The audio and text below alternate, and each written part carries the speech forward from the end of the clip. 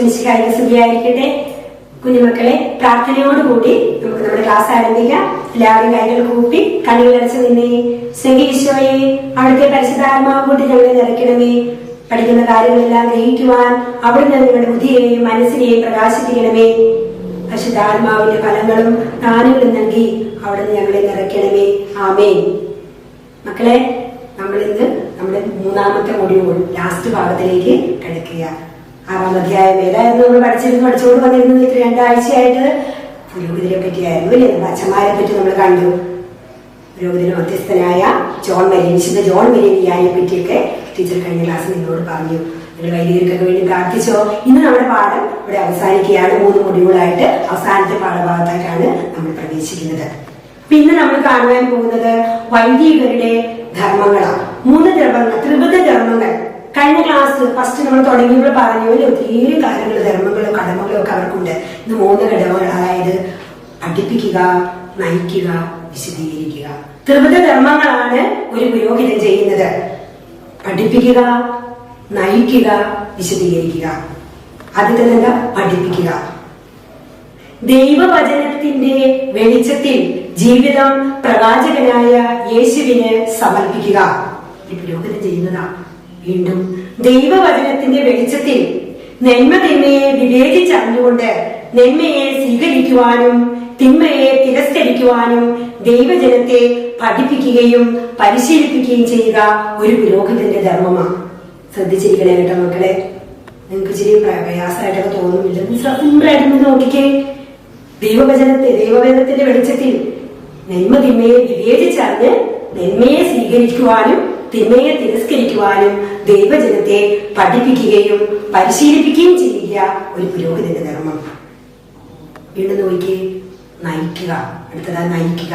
ദൈവജനത്തെ ആദ്യത്തെ ക്ലാസ്സിൽ ടീച്ചർ പറഞ്ഞു, ഓർക്കുന്നുണ്ടോ? ദൈവജനത്തെ നയിക്കുക, ദൈവവുമായി ചേർത്ത് നിർത്തിക്കൊണ്ട് നേതൃത്വം നൽകിക്കൊണ്ട് മുന്നിൽ നിന്നുകൊണ്ട് ആ പുരോഹിതൻ നയിക്കുക. അങ്ങനെ എന്താ സംഭവിച്ച? രാജാവായ ക്രിസ്തുവിന് സാക്ഷി നൽകുക ഒരു പുരോഹിതൻ. വീണ്ടും ദൈവോന്മുഖമായി ജീവിച്ചുകൊണ്ട് ദൈവജനത്തിന് മാതൃക നൽകുകയാണ് ദൈവത്തോട് ചേർത്ത് നിർത്തിയ പുരോഹിതൻ ചെയ്യുന്നത്. ക്രിസ്തുവിന്റെ പൗരോഹിത്യത്തിൽ പങ്കുപറ്റുന്ന ഒരു വൈദികൻ യേശു ക്രിസ്തുവിനെ പോലെ മറ്റുള്ളവർക്ക് ശുശ്രൂഷ ചെയ്യുവാനും അവരെ സ്നേഹിക്കുവാനും കടപ്പെട്ടിരിക്കുന്നു. ക്രിസ്തുവിന്റെ പൗരോഹിത്യത്തിൽ പങ്കുപറ്റുന്ന ഒരു പുരോഹിതൻ ചെയ്യുന്ന കടമകളായതൊക്കെ അവരത് ചെയ്യുന്നുണ്ട് മക്കളെ. നമുക്ക് വേണ്ടി നിരന്തരം അവർ പ്രാർത്ഥിക്കുന്നുണ്ട്. ഓരോ ബലിയിലും ദൈവമക്കൾക്ക് വേണ്ടി അവർ നിലകൊള്ളുന്നത്. അവരുടെ ദൗത്യവാഹകന അവര് അല്ലേ? സൈന്യങ്ങളുടെ കർത്താവായ ദൈവത്തിന്റെ ദൂതന. കഴിഞ്ഞ ക്ലാസ്സിലൊക്കെ ടീച്ചർ പറഞ്ഞതല്ലേ? അവരുടെ ജോലിയാണ്. വീണ്ടും 3-മതായി വിശദീകരിക്കുക. വിശദീകരിക്കുവാനുള്ള അധികാരം, ഉദാസകൾ പരികരണം ചെയ്യുവാനുള്ള അധികാരമൊക്കെ ആർക്കാ കൊടുത്തിരിക്കുന്നേ? നമ്മുടെ അന്മാർക്കാണോ? അല്ല, ആർക്കാ? വൈദികർക്ക് മാത്രമേ ഉള്ളൂ. മിശിഹായുടെ സ്ഥാനത്ത് നിന്നുകൊണ്ട് ആ പുരോഹിതൻ ആ കർമ്മങ്ങൾ ചെയ്യുക. മിശിഹായുടെ സ്ഥാനത്ത് നിന്നുകൊണ്ട് മിശിഹായുടെ സ്ഥാനക്കാരന് അമർന്നു പോകല്ലേ പുരോഹിതൻ? ഞാൻ കഴിഞ്ഞ ക്ലാസ്സിലൊക്കെ നിങ്ങളോട് വ്യക്തമായി സൂചിപ്പിച്ചതാ. അപ്പോൾ ഇപ്രകാരം ചെയ്യുന്നത് വഴി പുരോഹിതൻ യേശുക്രിസ്തുവിന്റെ പൗരോഹിത്യത്തിൽ പങ്കുപറ്റുകയാണ് ചെയ്യുന്നത്. വീണ്ടും ഓരോ വ്യക്തിയുടെയും, അന്മാരായ നമ്മൾ ഓരോരുത്തരുടെയും ആധ്യാത്മികവും ഭൗതികവുമായ എല്ലാ പ്രവർത്തനങ്ങളും നിരന്തരം പിതാവായ ദൈവത്തിന് ബലിയായി അർപ്പിക്കുക ആ പുരോഹിതൻ ചെയ്യുന്നത്. ആ പുരോഹിതന്റെ ധർമ്മമാണ് അത് ചെയ്യണം. അവൻ അത് ചെയ്യുന്നുണ്ട്. ആ പുരോഹിതൻ നിരന്തരം ദൈവത്തിന് ബലിയർപ്പിക്കുക. ജീവിതം, സ്വന്തം ജീവിതവും ദൈവജനത്തിന്റെ ജീവിതവും ബലിയായി അർപ്പിക്കുക. ഓരോ ദിവസവും നിരന്തരം തുടർന്നുകൊണ്ടിരിക്കുക ഈശോമിശിഹായുടെ സ്ഥാനത്ത് നിന്നുകൊണ്ട്.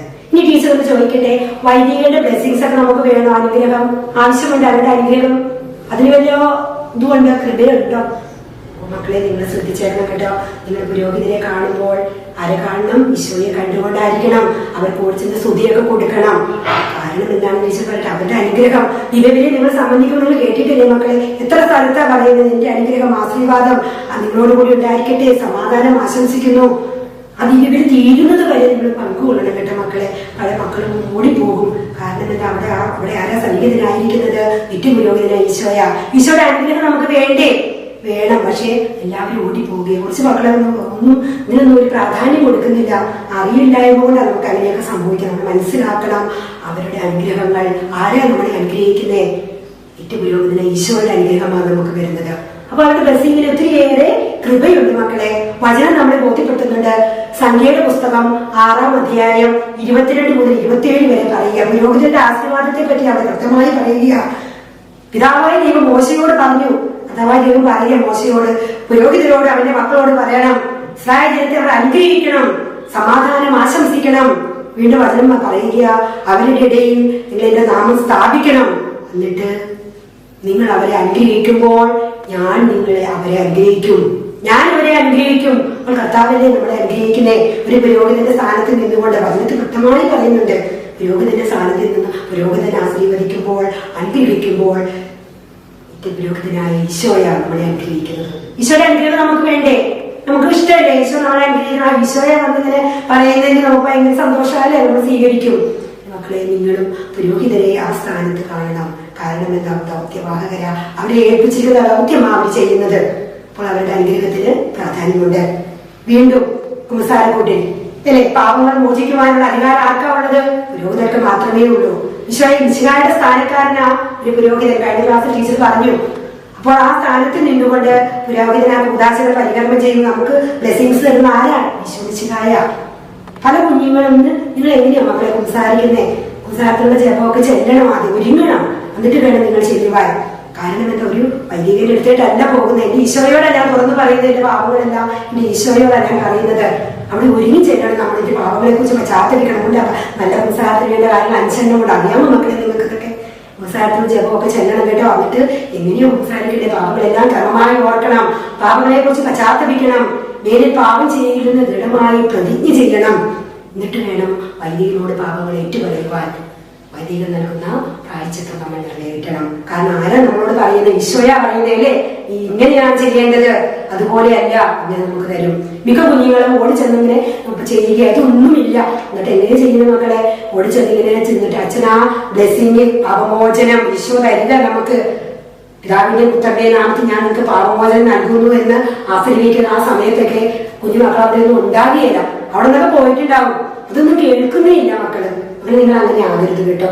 ഈശോയെ നമ്മൾ ആ പാപമോചനത്തിനായി സങ്കീർത്തനത്തിനായി കടന്നു ചെല്ലുമ്പോൾ ഈശോയെ കണ്ടുകൊണ്ട് ഈശോയുടെ പാപങ്ങളൊക്കെ ഏറ്റുപറയുവാൻ നമുക്ക് കഴിയണം. പുരോഹിതൻ അവിടെ സന്നിഹിതനായിരിക്കുന്നതിന് ഒത്തിരിയേറെ ത്യാഗങ്ങൾ നമുക്ക് വേണ്ടി സഹിക്കുന്നവരാ പുരോഹിതര് കേട്ടോ മക്കളെ. പുരോഹിതരെ നമ്മൾ ബഹുമാനിക്കണം. കഴിഞ്ഞ ക്ലാസ് പറഞ്ഞ പ്രഭാഷന്റെ പുസ്തകം 7:29 പറയുന്നുണ്ട്. പുരോഹിതരെ നമ്മൾ ബഹുമാനിക്കണം. കർത്താവിനെ നിങ്ങൾ ഭയപ്പെടുവേൻ, അവന്റെ പുരോഹിതരെ നിങ്ങൾ ബഹുമാനിക്കുവേൻ. അവരെ നിങ്ങൾ ബഹുമാനിക്കണം. ഒത്തിരി ഒന്നും അധിക്ഷേപിക്കരുത്, കളിയാക്കരുത്. മാറി നിന്നുകൊണ്ട് മറ്റുള്ളവരുടെ ഒപ്പം നിന്ന് നമ്മളെ പരിഹസിക്കരുത് മക്കളെ. കാരണം നമുക്ക് അറിവില്ലായതുകൊണ്ട് നമുക്ക് അങ്ങനെയൊക്കെ സംഭവിച്ചത്. നിങ്ങൾ അറിഞ്ഞു കഴിഞ്ഞാൽ ഒരിക്കലും പുരോഹിതരെ നിങ്ങൾ കുറ്റം പറയാൻ ഇടയാകരുത് കേട്ടോ മക്കളെ. അതിൽ നമ്മളെ പഠിപ്പിക്കുന്നുണ്ട്. എന്റെ അഭിഷിക്തനെ തൊട്ടു പോകരുത്. വചനം പറയുക നമ്മളെ പഠിപ്പിക്കുക. എന്റെ അഭിഷിക്തനെ തൊട്ടു പോകരുത്. എന്റെ പ്രവാചകനെ നിങ്ങൾ അവർക്കെതിരെ നിങ്ങൾ അവരെ ഉപദ്രവിക്കരുത്. ദൈവം ആജ്ഞാപിക്കുക. എവിടെയോ പറയുന്നത്? സങ്കീർത്തനത്തിന്റെ പുസ്തകം 105-ാം അധ്യായം 15-ാം വാക്യത്തിൽ പറയുക, എന്റെ പുരോഹിതൻ എന്റെ അഭിഷിക്തനെ നീ തൊട്ടു പോകരുത്. കാരണം നമുക്ക് ഒരു യോഗ്യതയില്ല അവരൊന്നും പറയുവാൻ. കാരണം എന്താ? ദൈവത്താൽ അഭിഷിക്തരാവര്. താന്റെ ശുശ്രൂഷയിലൂടെ അഭിഷിക്തരായി മാറിയവരാ പുരോഹിതര്. നമ്മൾ അവരെ വല്ലതും പറയാൻ പാടുണ്ടോ? ഒരിക്കലും അവരെ പറയാൻ പാടില്ല. നമ്മൾ അവരെ സ്നേഹിക്കണം, ബഹുമാനിക്കണം, ആദരിക്കണം. കാരണം എന്താ? അവർ ഈശോമിശിഹായുടെ സ്ഥാനക്കാരാ. ഒരു ഈശോമിശിഹായുടെ സ്ഥാനക്കാരാ. ഈശോയുടെ സ്ഥാനത്ത് നിന്നുകൊണ്ട് വേണം നമ്മൾ അവർക്ക് വേണ്ടി അവരെ കാണുവാൻ, അവർക്ക് വേണ്ടി പ്രാർത്ഥിക്കണം, അവരുടെ അനുഗ്രഹങ്ങൾ മേടിക്കണം. അതിനുവേണ്ടി നിങ്ങൾ കാത്തു നിൽക്കണം മക്കളെ. നിങ്ങൾ അവരെ വെറുതെ ഒന്നിങ്ങനെ കൈവച്ചിങ്ങനെ നമ്മളെ അനുഗ്രഹിച്ചാൽ മതി. അവിടെ ഈശോയെ അവിടെ വന്ന് നമ്മളെ അനുഗ്രഹിക്കുന്നത്. ഈ ഒരു ബോധ്യം നമ്മൾക്കുണ്ടായിരിക്കണം. തെറ്റായ ബോധ്യത്തിലേക്കൊന്നും നിങ്ങൾ പോകല്ലേ മക്കളെ. വചനം അനുസരിച്ച് വചനം കൊണ്ട് എല്ലാവർക്കും ബൈബിള് ടീച്ചർ പറഞ്ഞായിരുന്നു. വചനമൊക്കെ വേണമെന്ന് കൊണ്ട് എല്ലാവർക്കും നേടിക്കഴിഞ്ഞിട്ട് എല്ലാവരും പറഞ്ഞ് മേടിപ്പിച്ച് വചനങ്ങളൊക്കെ എടുത്തു വെച്ച് വായിക്കണം മക്കളെ. നമ്മുടെ ജീവിതത്തിൽ ഒത്തിരിയേറെ മാറ്റങ്ങൾ ഉണ്ടാവും. സ്നേഹിക്കണം, അവർക്ക് വേണ്ടി പ്രാർത്ഥിക്കണം, അവരെ സ്നേഹിക്കണം, അവരെ ചേർത്ത് പിടിക്കണം. നമ്മുടെ കടമയത്. ഇനി ഒരു കാര്യം ടീച്ചർ പറഞ്ഞോട്ടെ. ഈ ഒക്ടോബർ 10-ാം തീയതി ഒരു വിശുദ്ധ പദവിയിൽ വിനറബിളായി വാഴ്ത്തപ്പെട്ടവരായ ഒരാളെ മാറ്റിയല്ലോ, ഒരു ചെറുപ്പക്കാരനെ. നിങ്ങൾക്ക് അറിയാമോ? നിങ്ങൾ കേട്ടായിരുന്നോ? കഴിഞ്ഞ ഈ ഒക്ടോബർ പേപ്പറിലൊക്കെ ഉണ്ടായിരുന്നു. ടീച്ചർക്ക് വളരെ ഹാർട്ട് ടച്ചിങ് ആയിട്ട് തോന്നിയൊരു ചെറുപ്പക്കാരൻ, നിങ്ങളെ പോലെ 15 വയസ്സ് മാത്രമേ പ്രായമുണ്ടായിരുന്നുള്ളൂ. ആരെന്ന് അറിയാമോ? Carlo Acutis. ആ ഒരു വിശുദ്ധ പദവിയിലേക്ക് ഉയർത്തപ്പെട്ടു. നിങ്ങളെ പോലെ ഈ ലോകത്തിൽ ഈ നൂറ്റാണ്ടിന്റെ വിശുദ്ധന. അതാണ് ഏറ്റവും വലിയ പ്രത്യേകത. ഈ 21ാം നൂറ്റാണ്ടിന്റെ വിശുദ്ധന. നിങ്ങളെ പോലെ ഒരു സാധാ ഒരു ചെറുപ്പക്കാരൻ. നോക്കിക്കേ എന്താ ചെയ്തത് മക്കളെ? നിങ്ങൾക്കറിയാമോ? 11ാമത്തെ, രണ്ടല്ല ജനിച്ചത്, 11ാമത്തെ വയസ്സ് മുതൽ അവൻ തുടങ്ങി. എന്താണെന്ന് അറിയാമോ? ദിവ്യകാരണത്തെ അങ്ങേയറ്റം സ്നേഹിച്ചു. എല്ലാ ദിവസവും ദിവ്യബലിയിൽ പങ്കെടുക്കുമായിരുന്നു. ദിവ്യകാരൻ അവനൊരു അനുഭവമായിരുന്നു. എപ്പോഴും ദിവ്യകാരണത്തെ അവർ സ്നേഹിച്ചു അങ്ങേയറ്റം. അതിനായി എന്താ ചെയ്തതെന്ന് അറിയാമോ? ഇന്ന് നമുക്ക് ഒത്തിരിയേറെ മാധ്യമങ്ങളുണ്ട്. നമ്മൾ നല്ല രീതിയിലാണോ അതൊക്കെ ഉപയോഗിക്കുന്നത്? നമുക്ക് നമ്മുടെ സ്വാർത്ഥപരമായ താല്പര്യങ്ങൾക്കും ആഗ്രഹങ്ങൾക്കും മനോഹരമായ നമ്മുടെ കാഴ്ചകൾക്കും നമ്മുടെ എല്ലാ ആവശ്യങ്ങൾക്കും വേണ്ടി നമ്മൾ അതിനെ ഉപയോഗിക്കുക. ഈ ചെറുപ്പക്കാരൻ എന്താ ചെയ്തതെന്ന് അറിയാമോ മക്കളെ? അവൻ എന്താ ചെയ്തേ? അവൻ സ്വന്തമായി 11ാം വയസ്സ് മുതൽ അവൻ കളക്ട് ചെയ്യാൻ തുടങ്ങി. എന്താ കളക്ട് ചെയ്തത്? ദീപികാരന്റെ അത്ഭുതം. ലോകത്ത് നടക്കുന്ന ദീപികാരന്റെ 136ഓളം ദീപികാരന്റെ അത്ഭുതങ്ങൾ അവൻ കളക്ട് ചെയ്തിട്ട് ഇന്റർനെറ്റിൽ ഒരു സൈറ്റ് ഉണ്ടാക്കി, ഒരു വെബ്സൈറ്റ് ഉണ്ടാക്കി സ്വന്തമായി. എന്നിട്ട് അവനത് നൽകുകയാണ്. അത് അവർക്ക് എല്ലാവർക്കും ലഭ്യമാക്കത്തക്ക രീതിയിൽ അവരതിനെ ക്രമീകരിച്ചു, ക്രമപ്പെടുത്തി. നോക്കിക്കേ, ഭാഗ്യം എന്ന് പറയട്ടെ, ദൈവത്തിന്റെ ഹിതമായിരിക്കാതെ 15 വയസ്സിൽ അവനൊരു ക്യാൻസർ ലുക്കീമിയ എന്ന രോഗത്തിന് അടിമയായി ദൈവസന്നിധിയിലേക്ക് വിളിക്കപ്പെട്ടു. പക്ഷേ അനേക ലക്ഷം പേരെ ദിവ്യകാരണത്തോട് ചേർത്ത് നിർത്തുവാൻ ആ ചെറുപ്പക്കാരന് കഴിഞ്ഞു. നോക്കിക്കേ മക്കളെ, ദിവ്യകാരണത്തോട് ചേർത്ത് നിൽക്കുവാൻ. നിങ്ങളെ പോലെ സാധാരണക്കാരനായിരുന്നു. എല്ലാം ഈ ലോകത്തിന്റെ എല്ലാവിധ ഇതും അനുഭവിച്ച് ജീവിച്ച ഒരു മകനവൻ. പക്ഷെ അവൻ എന്താ ചെയ്തത്? സുവിശേഷമൊക്കെ എടുത്തുകൊണ്ട് പോയി പ്രഘോഷിക്കുവാനും പ്രസംഗിക്കാനും ഒക്കെയാണോ പോയത്? അല്ല, ദിവ്യകാരുണ്യത്തെ അങ്ങേയറ്റം സ്നേഹിച്ചുകൊണ്ട് ദിവ്യകാരുണ്യത്തിലേക്ക് ഒത്തിരിയേറെ മക്കളെ കടന്നു വരുവാൻ അവൻ ഇടയായി തീർന്നു. നോക്കിക്കേ, അങ്ങനെ അവൻ ഒക്ടോബർ 10 ഈ കഴിഞ്ഞ മാസമായിരുന്നു അവന് വിശുദ്ധ പദവിയിൽ വിനറബിളായി വാഴ്ത്തപ്പെട്ടവനായി പ്രഖ്യാപിച്ചു. തീർച്ചയായും വിശുദ്ധനായി മാറും, അത് ഉറപ്പാ. നമ്മൾക്ക് ജീവിതത്തെ വിശദീകരിക്കാൻ നമുക്ക് സാധിക്കണം. നമ്മളോർക്കും വിശുദ്ധരായി മാറുക ഒരു ബുദ്ധിമുട്ടുള്ള കാര്യമാണ്. അത് നമ്മക്കൊന്നും പറഞ്ഞിട്ടുള്ളതല്ല എന്ന് നമ്മൾ ചിന്തിക്കുള്ളൂ. നോക്കിക്കേ, ആ ചെറുപ്പക്കാരൻ മാറിയത് കണ്ടോ? ഇതുപോലെ നമ്മുടെ ജീവിതത്തിലും മാറ്റങ്ങൾ ഉണ്ടാകുവാൻ നമുക്ക് സാധിക്കണം. ഒരിക്കലും വിശുദ്ധയാകണം, നമ്മളിങ്ങനെ ആഗ്രഹിച്ചാൽ മാത്രമേ ദൈവം നമ്മുടെ കാര്യത്തിൽ ഇടപെടും, നമ്മുടെ കാര്യത്തിൽ ശ്രദ്ധാലുവായിശോ. കുഞ്ഞുമക്കളെ, നിങ്ങളിതെല്ലാം നിങ്ങൾ മനസ്സിലാക്കി വെക്കണം കേട്ടോ, നന്നായി ജീവിക്കുവാൻ. അല്ലെ, നിങ്ങളിപ്പോ 10-15 വയസ്സുള്ള മക്കളാ. നിങ്ങളാണ് ഈ സഭയുടെയൊക്കെ പ്രതീക്ഷ, ഈ സമൂഹത്തിന്റെ പ്രതീക്ഷ നിങ്ങളാ മക്കളെ.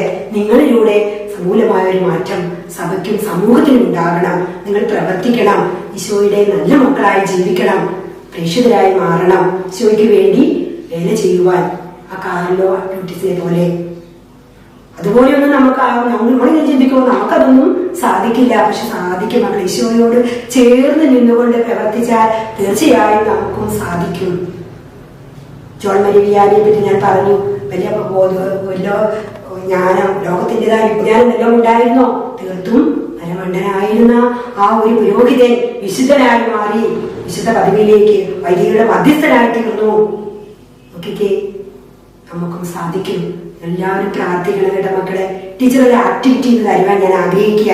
നമ്മുടെ ഇന്ന് ക്ലാസ്സൊക്കെ തീർന്നു. അപ്പൊ നിങ്ങൾ ഈ 3 ക്ലാസ്സുകൾ നിങ്ങൾ ശ്രദ്ധിച്ചിട്ട് ടീച്ചർ പറഞ്ഞ കാര്യങ്ങളെല്ലാം എടുത്ത് വചനമൊക്കെ എടുത്തു വെച്ച് നോക്കി പഠിച്ച് മനസ്സിലാക്കണം കേട്ടോ മക്കൾ. നിങ്ങളുടെ ജീവിതത്തിൽ ഒത്തിരിയേറെ മാറ്റങ്ങൾ ഉണ്ടാവും. ഇന്ന് ടീച്ചർ തരാൻ പോകുന്ന ആക്ടിവിറ്റി എന്താണെന്ന് അറിയാമോ? വൈദികർക്ക് വേണ്ടിയുള്ള ഒരു മനോഹരമായ പ്രാർത്ഥനയുണ്ട്. ദിവ്യബലിക്ക് ശേഷം മിക്ക ചർച്ചകളിലും മിക്ക പള്ളികളിലൊക്കെ അങ്ങനെ ചെയ്ത് പ്രാർത്ഥിക്കുന്നുണ്ട്. നിങ്ങൾക്ക് അറിയാമോ മക്കളെ? പ്രാർത്ഥന നിത്യപുരോഹിതനായ ഈശോയെ എന്ന് തുടങ്ങുന്ന പ്രാർത്ഥന. അങ്ങ് ദാസന്മാരായ വൈദികർക്ക് യാതൊരു ആപത്തും വരാതെ കാത്തുകൊള്ളണമേ. അങ്ങ് ശ്രേഷ്ഠമായ പൗരോഹിത്യത്തിന്റെ മകനീയ മുദ്ര പതിച്ചിരിക്കുന്ന അവരെ ലോകവസ്തുക്കൾ നകറ്റി വിശുദ്ധമായി കാത്തു. അങ്ങനെയൊന്നും പോയി കുറച്ച് അധികമുണ്ട്. വളരെ മനോഹരമായ ഒരു പ്രാർത്ഥന. നമുക്കത് മാത്രമേ അവർക്ക് കൊടുക്കുവാൻ സാധിക്കുകയുള്ളൂ. നമ്മളവരെ ചേർത്ത് നിർത്തണം, അവർക്ക് വേണ്ടി പ്രാർത്ഥിക്കണം. നിങ്ങൾ ചെയ്യണം മക്കളെ. നിങ്ങൾ എന്താ ചെയ്യേണ്ടത്? അതൊന്നും എടുത്ത് വെച്ച് എഴുതണം. എന്നിട്ട് നിങ്ങൾ ടീച്ചറിന് അയച്ചു കൊടുക്കണം കേട്ടോ മക്കളെ. നിങ്ങൾ ടീച്ചറിന് കൊടുക്കണം, ടീച്ചർമാർക്ക് കൊടുക്കണം. നിങ്ങളത് ചെയ്യണം, അവർക്ക് വേണ്ടി പ്രാർത്ഥിക്കണം. മാത്രമേ ടീച്ചർക്ക് പറയുവാനുള്ളൂ. നല്ല മക്കളായി വളരണം. നിങ്ങൾ ഭാവിയുടെ വാഗ്ദാനങ്ങളാ. നിങ്ങളിലൂടെ ഒത്തിരിയേറെ പ്രതീക്ഷിക്കുന്ന മക്കളെ സഭയ്ക്കും സമൂഹത്തിനും നന്മ ചെയ്ത് ജീവിക്കുന്നവരായി തീരുവാൻ നമുക്ക് കഴിയണം. നമുക്ക് ഇന്നത്തെ ക്ലാസ് വൈൻഡപ്പ് ചെയ്യാം. 3 മൊഡ്യൂളായിട്ട് 3 ഭാഗവും ഇതുകൊണ്ട് അവസാനിക്കുകയാണ്. നിങ്ങൾ ഈ പാഠമൊക്കെ നന്നായിട്ട് വായിക്കണം. ബൈബിളിൽ വിശുദ്ധ ഗ്രന്ഥം നന്നായി വായിക്കണം. ഓരോ വചനമൊക്കെ എഴുതി വെച്ച് അതൊരു നിങ്ങളുടെ ശീലമാക്കി മാറ്റണം കേട്ടോ മക്കളെ. എല്ലാവരും കൈകൾ കൂപ്പി കണ്ണുകളിച്ച് നിന്നെ സ്നേഹിച്ചോയെ നീ തന്ന വലിയ നിമിഷത്തെ ഓർത്ത് നന്ദി പറയുകയാണ്. എൻ്റെ മുന്നിൽ തമ്പുരാനെ, നീ ഞങ്ങളെ കാണുന്നുണ്ടല്ലോ. കുഞ്ഞുമക്കളായി ഞങ്ങളെ സമർപ്പിക്കുന്നു. ഈശോയെ, നിനക്ക് ഇഷ്ടപ്പെട്ട മക്കളായി ജീവിക്കുവാൻ, വിശുദ്ധിയിൽ വളരുവാൻ, നന്മ തിന്മയെ തിരിച്ചറിഞ്ഞ് നന്മയെ സ്വീകരിക്കുവാനും തിന്മയെ തള്ളിക്കളയുവാനും അങ്ങ് ഞങ്ങളോടൊപ്പം ഉണ്ടായിരിക്കണമേ. ഞങ്ങളുടെ ഞങ്ങളുടെ യുദ്ധത്തിലേക്ക് കാലുവെക്കുവാൻ പോകുന്ന മക്കളാണല്ലോ ഈശോയെ. യുവാവായ ഈശോയെ, നീ ഞങ്ങളോടൊപ്പം ഉണ്ടായിരിക്കണമേ. നിന്റെ പരിശുദ്ധാത്മാവോട് നിറയ്ക്കണമേ. ഞങ്ങളിലേക്ക് ഇറങ്ങി വരണമേ. കുഞ്ഞുമക്കളാൽ ഞങ്ങളെ ഒരിക്കൽ കൂടുതൽ പ്രാർത്ഥനയെ സമർപ്പിക്കുന്നു. ഞങ്ങളുടെ അവസ്ഥകളെ സമർപ്പിക്കുന്നു. ഞങ്ങളുടെ സമൂഹത്തിലുള്ള ഇന്നത്തെ ഈ മാറ്റങ്ങളെല്ലാം സമർപ്പിക്കുകയാണെങ്കിൽ ഈശോയെ, നീ ഇടപെടണമേ. നിന്റെ രക്തത്താൽ കഴുകി ഞങ്ങളെ വിശദീകരിക്കണമേ. പരിശുദ്ധാമ്മേ, ഞങ്ങൾക്ക് വേണ്ടി നിന്റെ തിരുക്കുമാരനോട് മധ്യസ്ഥം വഹിച്ച് പ്രാർത്ഥിക്കണമേ. നിന്റെ പിതാവിന്റെയും പുത്രന്റെയും പരിശുദ്ധാത്മാവിന്റെയും നാമത്തിൽ ആമേൻ.